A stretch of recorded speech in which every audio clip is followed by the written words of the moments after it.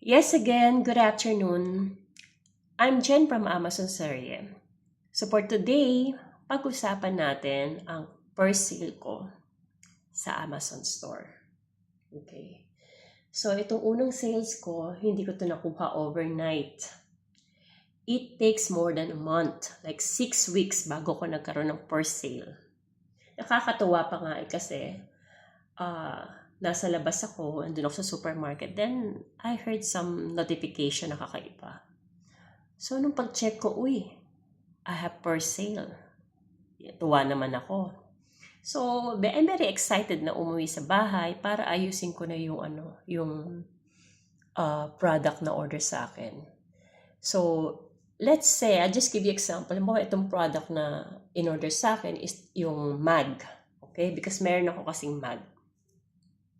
Then, prepare ko siya, binalot ko siya ng bubble wrap, binalot ko siya ng packing tape, and then I need to print the label para doon sa, ilalagay ko doon sa pouch. Kasi, ang Amazon din pala, they are giving pouch, like small, medium, large, para doon mo ilagay yung mga product ng customer. Then, after na mabalot ko siya and everything, nilagay ko na lang sa outside the door the next day. By the way pala, while I'm having Amazon store that time, may work ako. So bali ito yung passive income ko, yung Amazon. So I was working on that, and then after a year, I resigned at work and I tried to focus on Amazon, itong business na to. Then ito na nga. So yung unang sales ko nga, hindi ko siya nakuha overnight. Then it takes me sometimes, yung pagka-receive ng order. So, every time, nag-check ako ng dashboard ko kung meron akong orders sa customer or what. To be honest, from the beginning, when I registered in Amazon, pinag-isipan ko siyang mabuti. Should I do this? Should I try that? Though marami akong naririnig na, it's parang imposible ata na makapasok ka sa Amazon because there's a lot of competitor doon, mahigpit doon, they might need you a lot of documents, ang dami. Same time din, sa mga naririnig ko is saturated na yung market. Mag-iisip ka ng benta, kung ano ibebenta mo, halos inside Amazon, there is thousands of store there. So, parang very impossible na makabenta ka. Yun ang mga naririnig ko. But inside my heart, although I'm hearing negative things, really pinush ko talaga siya. Kasi gusto kong magbenta. Yun ang ko eh. Happy akong magbenta. So, even na naiisip ko din, minsan na, oo nga no, saturated na ang market. Daming store sa Amazon. And then may nagla-live selling, may TikTok, may Instagram, may Facebook, may nagla-live, sabi ko. Ang dami competitor. But, tinanggal ko lahat yan sa pag-iisip ko kasi mas nag-focus ako. I want to do this. Magpo-focus ako sa ganito. Dahil masaya ako. Well, I will share also to you because before also is, since I was small, I think 7 years old, hanggang nag-married ako, I really love to sell, I'm selling directly to customer talaga. I'm happy. So, even though I graduated in medical field, pagdating dito sa Dubai, I work also as a sales. So, dun pa lang maano mo na talaga na, happy ako magbenta. So, ito na nga. So, after ko ma-pack ang lahat ma-pack yung order, ilalagay ko siya sa outside the door. So, which is, I'm very confident that hindi naman mawawala yung product na yun. We're in Dubai, so it's safe.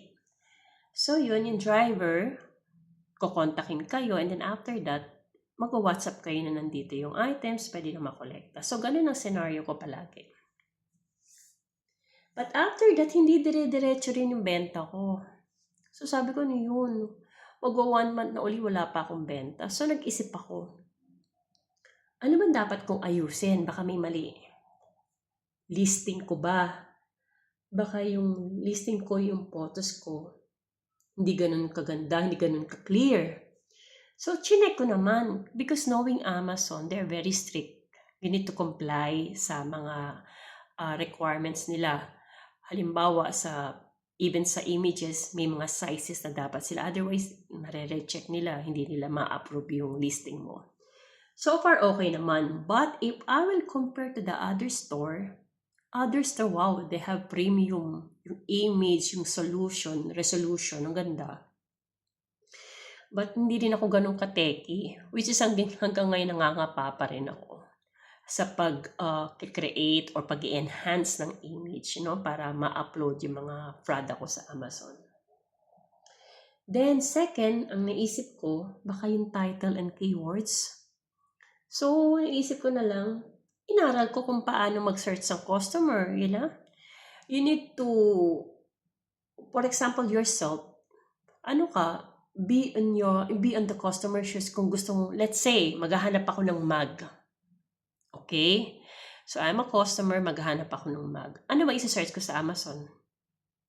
Gusto ko yung insulated mug. So, mag-search ka ng insulated mug. Ganon. Then, pag isinearch mo insulated mug, appear lahat yon. So, mamimili ka. Of course, as a customer, mamimili ka ng, halos parehas lang naman to ng mga design, pero ang price is different. Then after that, i-check mo na yon, yung customer, ibo-browse na yon. Ano bang benefits nito? Ano bang features ito? So, kailangan, dun mo din galingan. Dun ka dapat mag-research kung ano ba yung benefits ng product, ano ba yung features ng product, dapat on details ka. Then after that, yun. Maybe nabago ko sa keywords kasi as a customer, for example, I will search sa mug, insulated. Ano ba? Ano ba gusto kong size? 40 ounce. Gusto ko ba ng may straw? Gusto ko ba ng parang may handle? Or gusto ko lang ba na yung parang lang siya? Parang bottle mug lang siya. So, inaano ko yun. Depende rin kasi yun sa features ng product mo. So, inilalagay ko yun sa keywords. Lahat. At least, I think maximum 5 you need to put in the keywords. So, yun na nga. Inisip ko rin yung pricing strategy. Of course, from the beginning, like me, let's say, nakuha ko sa China. Of course, you need to calculate the expenses from everything bago mo siya ibenta para magkaroon ka ng profit. And then, isi-check mo rin yung mga competitors mo kung magkano. Minsan pa nga, nakakatawa. Well, ilalagay ko dun kung how much yung ibebenta ko. Then makikita ko may similar din na product ko. As in similar talaga. And then mababa pa. Sabi ko, hala, paano kaya sila tutubo pa? Which is, those competitor that they have the same quality ng mug na meron ako is maybe they bought a bulk quantity. That's why siguro mababa ng konti yung price na binibenta nila. Which ako naman, as a newbie, ilang quantity lang naman ang in-order ko. So, inaabot ko lang naman. Ang akin lang, kanya-kanya kasing strategy ang ang paglalagay ng price. So, nilalagay ko lang sa tama. At maganda rin yung keywords. Keywords, pag na-click yung produkto mo at nakita yung descriptions at pictures, syempre, yung customer, i-compare dun sa halos parehas lang naman ito. Bakit halos parehas lang naman na sila ng features and benefits. But why the price here is little bit higher compare here? So, mag-iisip sila. Diba? So, ibang customer, maybe luckily, napili yung produkto ko. Yun ang nila. Yun ang kukuhanin nila. Then, importante din kasi maging competitive talaga. Yung competitive even sa pricing din. Kailangan maayos.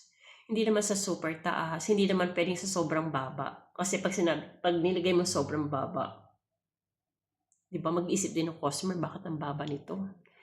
Di ba nakalagay pa insulated, maybe hindi naman nagtatagal ng 24 hours yung hot water dito sa mug na to. So, you need to be very careful sa paglagay ng mga keywords at yung mga title at description at pricing strategy na rin.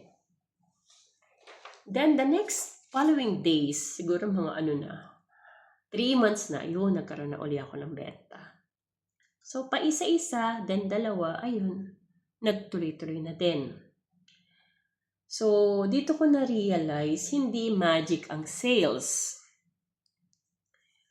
It's optimization. Kung walang bumili, hindi ibig sabihin mali ka. May kailangan ka lang ayusin. So, most sellers quit too early.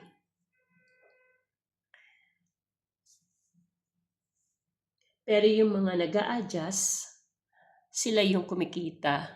May kasabihan nga sa Amazon ni Matira Matibay, which is narinig ko na din yan, sinasabi. So, kung nasa stage ka ngayon na zero sales ka, huwag kang susuko agad. Because that first sales, simula lang yan. So, next video, isi-share ko sa inyo yung paano mag-register sa Amazon. Then, kung ano yung mga requirements and documents. That's it for today. Thank you for listening and please follow my Amazon series at my channel in YouTube. Then, yun lang po. See you again. Bye!